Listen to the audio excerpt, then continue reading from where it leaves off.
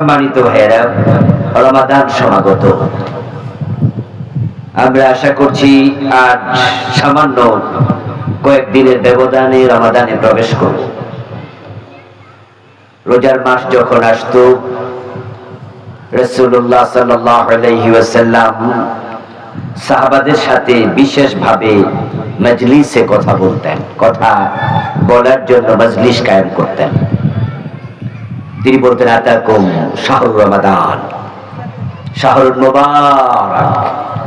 ও আমার সাহাবারা, তোমাদের মাঝে রমাদান আসছে, এটা বড় বরকতের মাস। আল্লাহ নবী এভাবে সাহাবাদের সাথে রোজার ফজিলত নিয়ে, করণীয় নিয়ে তিনি আলোচনা করতেন, রমাদান যেন অন্য মাসের মতো কেটে না যায়। মানুষ বেঁচে আছে, দিন যাবে, মাস যাবে, বছর যাবে, এটাই তো সিস্টেম, এটাই নিয়ম। তাই মানুষ কোন মাস আসলো, কোন মাস গেল, এগুলো নিয়ে আমরা খুব একটা ভাবি না। যেমন এখন বাংলা কোন মাস, এটা আমি নিজেও জানি না।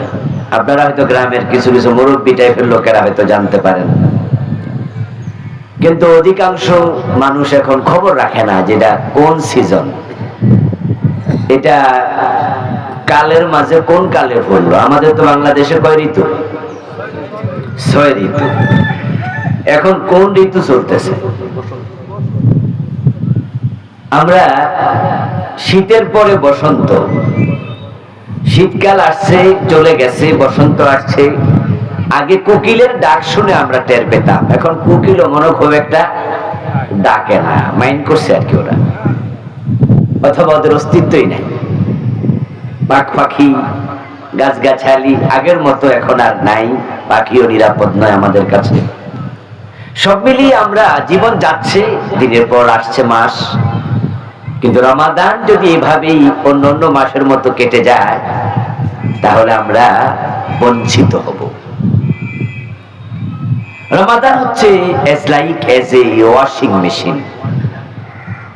কাপড় ময়লা হলে এক রকমের মেশিন আছে এখন, ওটার ভিতরে ডিটারজেন্ট দিয়ে তারপরে ঢুকিয়ে দেবে, পানির লাইন আছে, সুইচ দিলে মেশিনে কাপড়গুলো ঘুরবে, নিজে নিজে পরিষ্কার হবে, পানি আবার আরেক লাইন দিয়ে বেরিয়ে যাবে, তারপর মেশিন অফ করে দেবেন, নিজে নিজে কাপড় শুকিয়ে যাবে, বের হবে, ইস্ত্রি করে গায়ে দেবেন, হাত দেয়া লাগে না।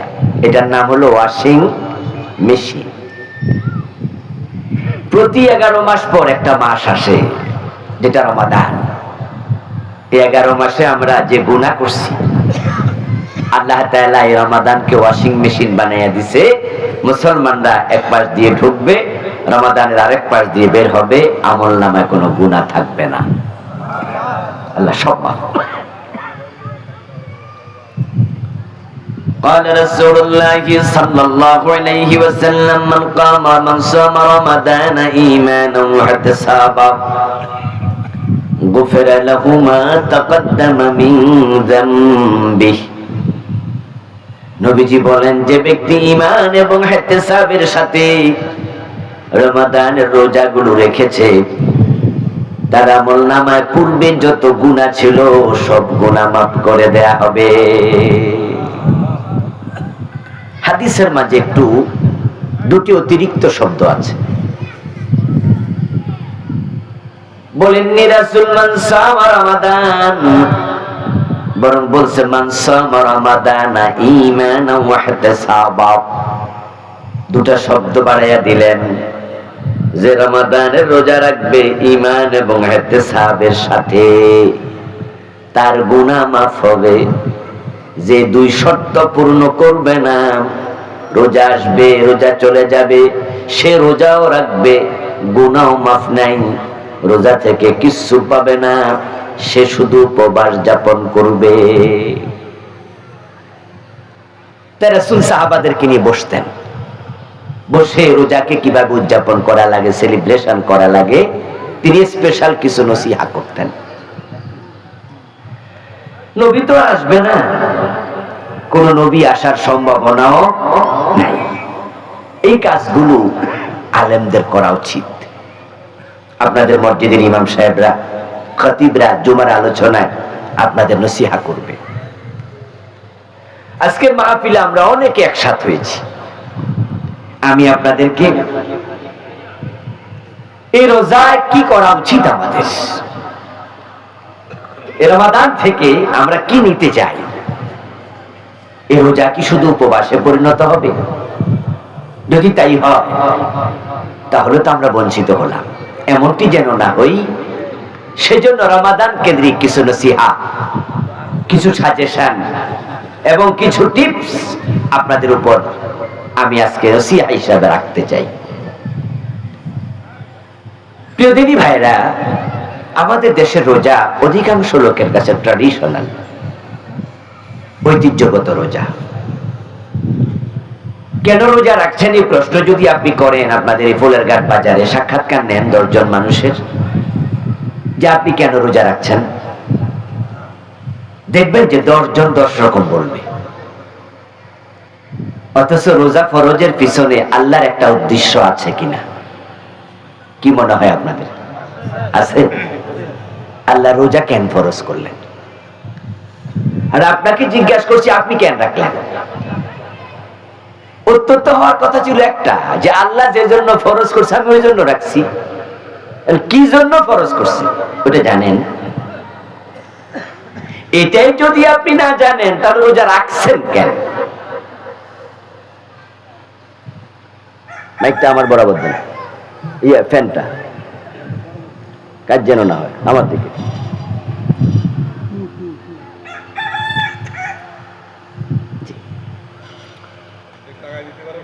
আবার কাছে আবার চলে যাচ্ছে ওইদিকে, আর আগে দেন আমার দিকে বরাবর যেন থাকে আর কি, একটু খেয়াল রাখেন। আচ্ছা প্রিয় ভাইরা, উদ্দেশ্য পালনে যা ব্যর্থ হয় সে জিনিস ডাস্টবিনে নিক্ষিপ্ত হয়।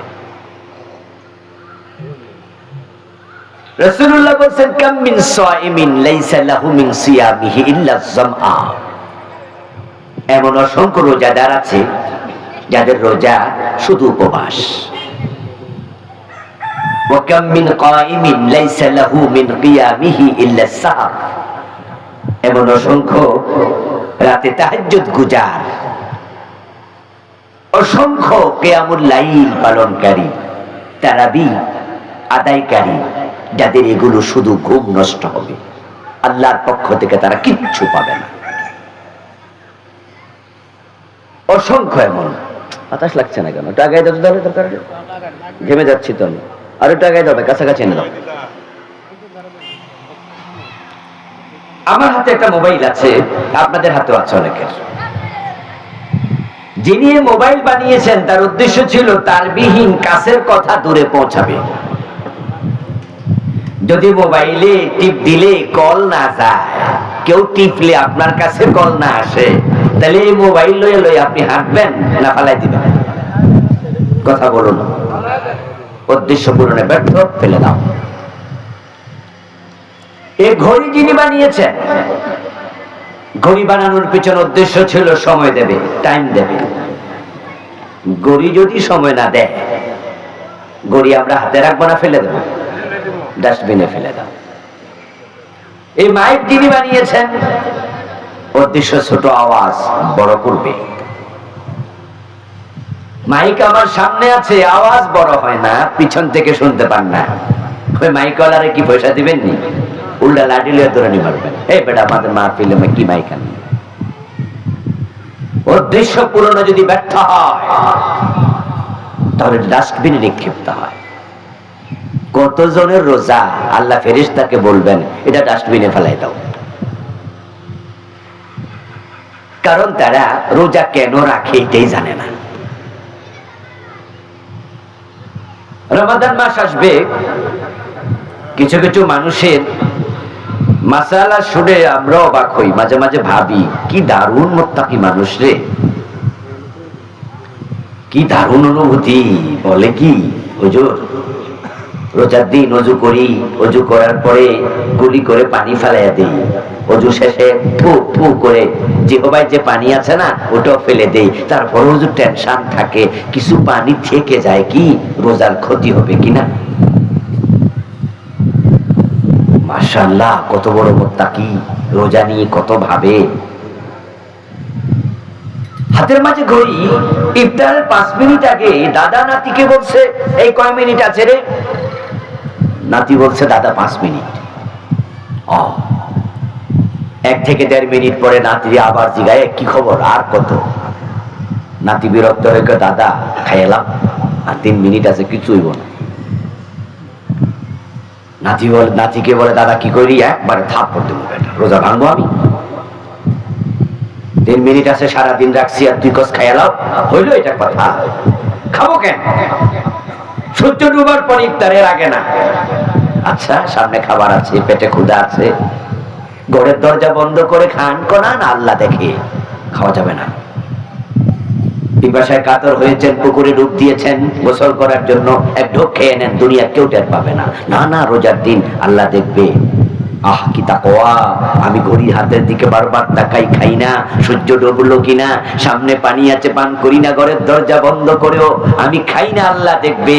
কিন্তু এই লোকগুলো যারা পানি খায় না, ভাত খায় না, তাদের কাছে আমার প্রশ্ন, যে এই পানি খাওয়া হারাম কত ঘন্টা? 14 ঘন্টা না 15 ঘন্টা? ইফতার করার পরে তো পানি খাওয়া যায় নাকি? তা কি হারাম? সূর্য ডোবার পরে ভাত খাওয়া যাবে না? হারাম। আচ্ছা, তাহলে ভাত খাওয়া হারাম কয় ঘন্টা? বলে না কথা। কয় ঘন্টা? 12 ঘন্টা, 14 ঘন্টা? পানি খাওয়া হারাম কয় ঘন্টা? সুদ খাওয়া হারাম কয় ঘন্টা? ওটা রমজানে কেউ খায় না। বাংলাদেশের সুদ রমজানে বন্ধ থাকে, ঠিক না? আচ্ছা, পানি খাওয়া হারাম 14 ঘন্টাতে, ঘড়ির দিকে বারবার তাকায় যে না, পানি খাওয়া যাবে না, আল্লাহ নিষেধ করেছে। আচ্ছা, ঘোষ খাওয়া হারাম কয় ঘন্টা? অফিসে ঘোষ চলবে না রমজানে, ঠিক না? সব রোজাওয়ালা ঘোষ খাওয়া বন্ধ করে দেবে, ওজনে কম দেবে না, মালেও বেজাল দেবে না, মানুষ ঠকাবে না, মিথ্যা বলবে না, গীবত করবে না, এগুলো তো নিষেধ। রমজানে খাওয়া তো নিষেধ দিনের বেলা। এখন রোজাওয়ালা কি বুঝলো? সে বুঝলো ভাত খাওয়া যাবে না, পানি খাওয়া যাবে না, কিন্তু সুদ খাওয়া যাবে, ওটা অসুবিধা নেই, গোশও খাওয়া যাবে, ওজনও কম দেওয়া যাবে, মালেও বেজাল দেওয়া যাবে, ঠিক আগের মতো মিথ্যা কথা বলা যাবে, শুধু খাওয়া যাবে না, শুধু পানি পান করা যাবে না। এটার নাম রোজা। তুমি রোজা বোঝোই নাই। আমার দোস্ত, লাইসাল মাকসুদু মিন শারঈয়াতিস সাওম নাফসাল জুই ওয়াল আতশি বাল মা ইয়াতবাউহু মিন কাসরিশ শাহওয়াত ওয়া তাতবিইন নাফসিল আম্মারা লিন নাফসিল মুতমাইন্না ফাইযা লাম ইয়াসুল যালিক লা ইয়ানজুরুল্লাহু ইলাইহি নাযারাল কবুল। বিশ্ববিখ্যাত মুফাসসির আল্লামা কাজী নাসিরউদ্দিন বাইজাবি রাহমাতুল্লাহি আলাইহি বলেন, মানুষকে ক্ষুধা এবং পিপাসায় কষ্ট দেওয়ার জন্য রোজা ফরজ করা হয় নাই। রোজা ফরজ করা হয়েছে যে আল্লাহর ভয়ে তুমি খাবার খাও না, দেখি সে আল্লাহর ভয়ে তুমি পাপ ছাড়ো কিনা।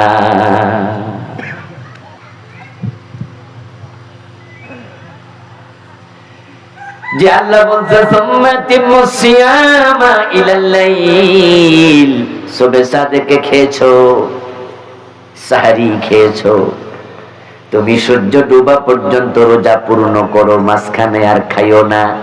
আল্লাহ মানা করে দিছে পান করিও না। তুমি যে আল্লাহর আদেশ মানার জন্য তার ভয়ে খাবার খাও না, দিনের বেলায় পানি পান করো না। আল্লাহ দেখতে চায় এই রোজার সিস্টেমটা অন্য অন্য জায়গায় প্রয়োগ করো কিনা। যদি তুমি আল্লাহর ভয়ে পাপাচার ছাড়তে না পারো, শুধু পানাহার ছেড়েছো, তোমার পানাহার ছাড়ার কোনো প্রয়োজন নাই, এটার নাম রোজা না।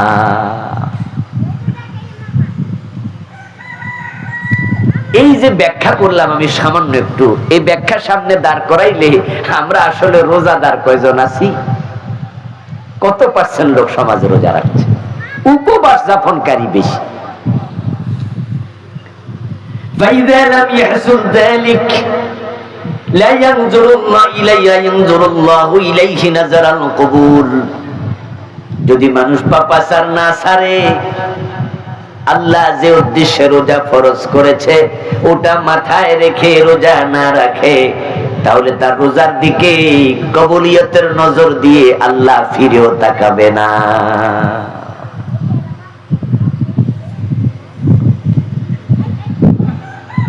রোজা কেন ফরজ হলো? সাক্ষাৎকার নেবেন ফুলের ঘাট বাজার, 10 জনে 10 রকম বলবে। একজন বলবে রোজা সবাই রাখে, আমিও রাখি।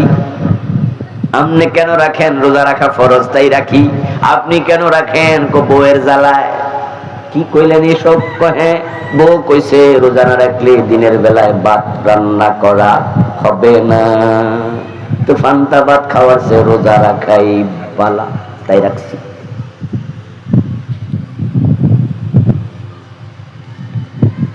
এই মিয়া রোজা রাখবো না, আপনি কি প্রশ্ন করেন? রোজা রাখছেন কেন? এটা প্রশ্ন হইলো? এলাকার ফোলা পাইন রোজা রাখে, তা আমিও রাখছি। মানে সবাই রাখে, ট্র্যাডিশন, সিস্টেম। উদ্দেশ্য কি জানি না, আল্লাহ কইছে রাখছি।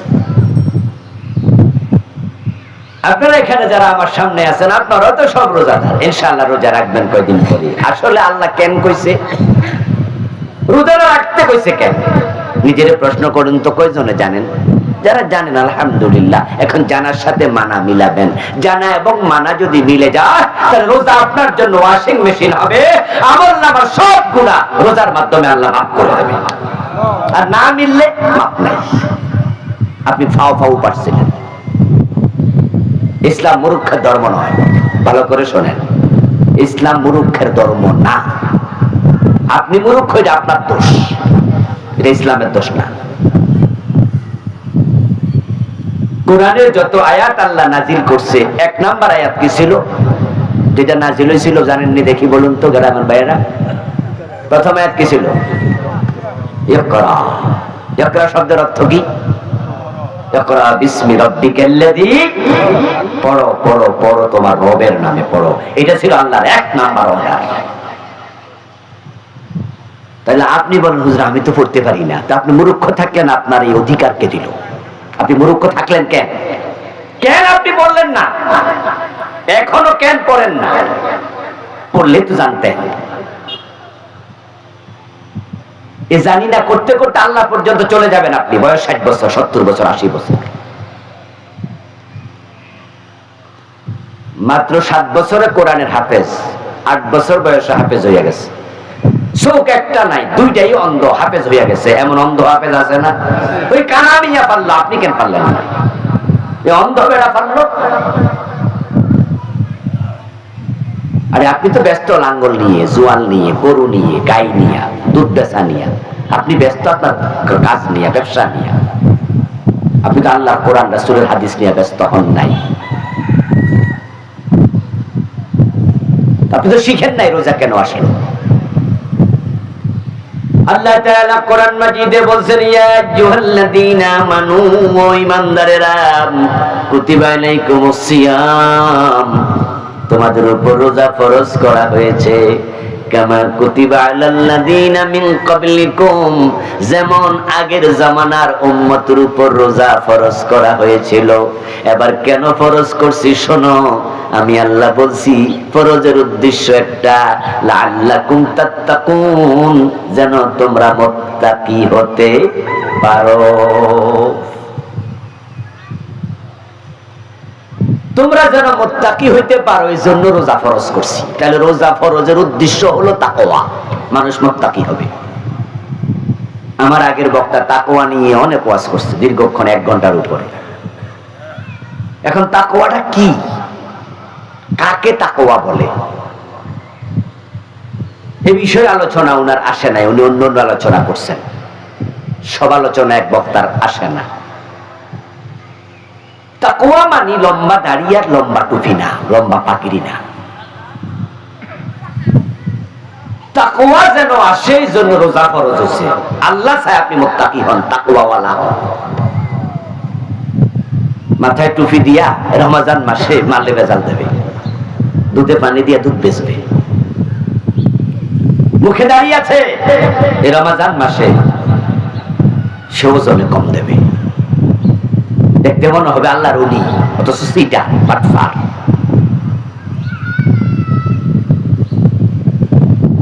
লিবাসে তাকওয়া আছে, চরিত্রে তাকওয়া নাই। তাকওয়া সুরতের নাম নয়, তাকওয়া সিরতের নাম। কার দাড়ি কত লম্বা, মাথার টুপি কত সুন্দর, এটার নাম তাকওয়া না। হাতে তাসবিহ না থাকলে আপনি মনে করেন মুত্তাকি। তাকওয়া হলো চরিত্রের নাম। আল্লাহ নবী তাকওয়া কোথায় থাকে এই প্রসঙ্গে তিনি নিজের বুকের দিকে 3 বার ইঙ্গিত দিয়ে বলছেন তাকওয়া থাকে কলবে, এখানে। আর আমাদের তাকওয়া হলো পাঞ্জাবি, বরকত টাকা দিলে মুত্তাকি।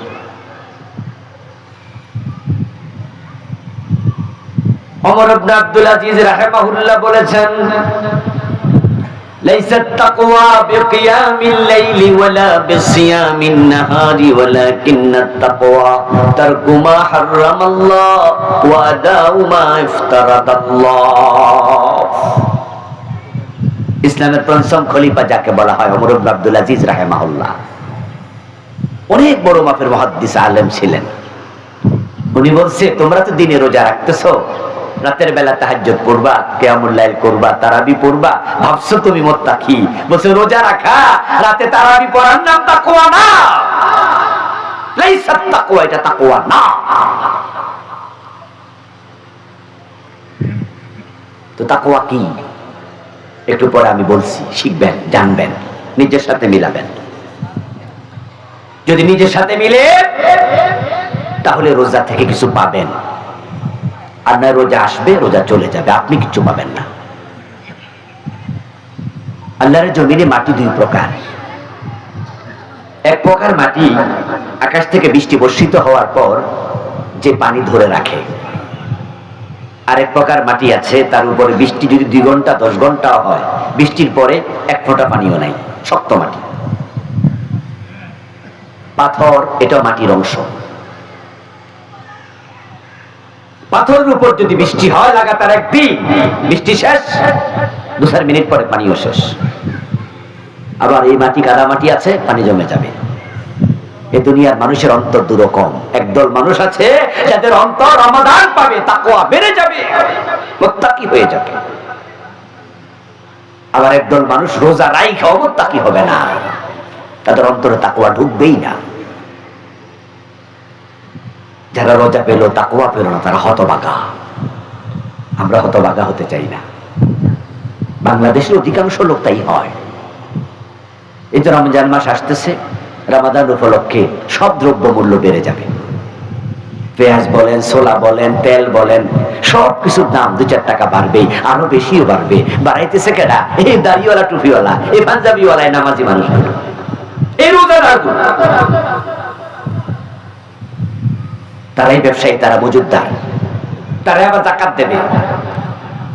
এই বড় বড় ব্যবসায়ীরা তাদের দোকানের মাঝে মাগরিবের টাইমে 10 জন 20 জন কর্মচারী ইফতারি করাবে এবং অন্য মানুষও ডাকবে, আসেন হুজুররা কইছে ইফতার করালে অনেক সওয়াব, আমার ইফতার খাইয়া আমার সওয়াব দেন। অথচ বেড়াই আপনার পকেট থেকে টাকা দাম বাড়াইয়া কেটে নিচ্ছে, আপনার টান্নারে খাওয়াইয়া সওয়াব নিতেছে। এই রোজার আগে রোজা পত্রিকায় পড়লাম, দুবাই সরকার তাদের দেশে দ্রব্যমূল্য নিত্য প্রয়োজনীয় গুলো কমাই দিচ্ছে। 30-35টার আইটেম তারা লিখে দিছে, এগুলোর দাম কমানো হলো। ছোলা, তেল, খেজুর, ডাল, গম, আটা, এগুলো দাম কমাই দিচ্ছে। সৌদি আরবে যারা আপনারা যাবেন, দেখবেন যে কিভাবে রমাদান মাসে ব্যবসায়ীরা মানুষকে গিফট দিচ্ছে, কত রকমের হাদিয়া দেয়, ইফতারি খাওয়া, এটা দেয়, ওটা দেয়। তারা রমাদানে সব জিনিসের দাম কমায় দেয়। ওদের চিন্তা হচ্ছে 11 মাস ব্যবসা করব, রমাদানে ভর্তুকি দেব। আল্লাহর বান্দারা যেন একটু আরামে রোজা রাখতে পারে, কারণ সকল মানুষ তো ধনী না। রোজাদারদের মাঝে গরিব মানুষ আছে, তারা যেন রোজার মাসে একটু আরামে খাইয়া পইয়া সুন্দর করে রোজা রাখতে পারে। 11 মাস ব্যবসা করে, 1 মাস ভর্তুকি দেয়। আর বাংলাদেশের ব্যবসায়ীরা 11 মাস চুরি করে, রোজার মাসে ডাকাতি করে অধিকাংশ। ভালো আছে তোর সংখ্যায় খুবই। আমরা সবাই সুরতে মুত্তাকি হতে চাই, সিরতে নয়। তাবলীগ জামাতে যোগ দিছেন, এক সিল্লা দিয়ে আইছে, দেখবেন যে বেড়ার সুন্দর মুখে দাড়ি হয়ে গেছে, মাথায় টুপি আসছে, পীর সাহেবের মুরিদ হইছে, মাস 6 পরে দেখবেন মুখে দাড়ি, মাথায় টুপি, গায়ে পাঞ্জাবি। এইভাবে আমরা অনেকেরই সূরত তাড়াতাড়ি পরিবর্তন দেখি, কিন্তু চরিত্রের পরিবর্তন খুব কম দেখি। তাই এমন নামাজিও আছে, রোজাওয়ালাও আছে, 5 ওয়াক্ত নামাজ রমাদানে পড়বে, রোজাও রাখবে, কিন্তু অফিসে ঘোষ আগে যেমন খাইতো রমাদানেও খায়। তবে একটু পার্থক্য, আগে হাতে হাতে নিত, এখন ডয়ার টান দিয়া কয় রোজা রাখছি, ডয়ারে দিয়া যান। রোজার মাসে কেমনে গনি, কেমনে ধরি গোশের টাকা, বরং এই গোশটা মাগরিবের নামাজের পরে গন্যা সামু, কম হইলে মোবাইল নাম্বারে জানাই দেব। আমরা চেঞ্জ হয়েছি, একটু চেঞ্জ হয়ে আমরা গোশ খাই তো মাগরিবের পরে খাই, দিনের বেলা ডয়ারে রাখি। এইভাবে আমরা চলছি, চলে চলে আল্লাহকে বুঝাই দিচ্ছি, আল্লাহ আমি কিন্তু রোজা রাখছি, আমার ব্যস্ত দিও। বাহ, আল্লাহ মনে আমাদের সে সহজ সরল, খুব সোজা, যেটা বুঝাইবেন সেটা আল্লাহ বুঝাই যাবো, ঠিক না? আপনি খুব চালাক, খুব চালাক। আপনি বিতিরের নামাজে দাঁড়াইয়া আপনি আল্লাহ তাআলাকে কি বলছেন? ওয়ানাতরুকু মাইয়াফজুরুকা।